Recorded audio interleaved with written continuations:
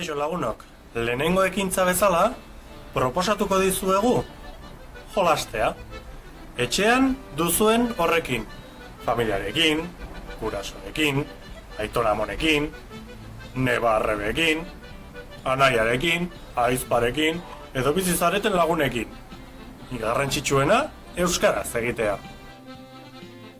Kartetan, malabaretan, tenisean,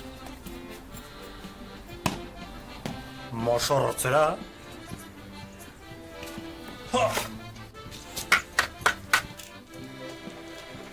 Ez. Honetara ez. Beste norbaitekin. Euskaraz egiteko. Edo sakean.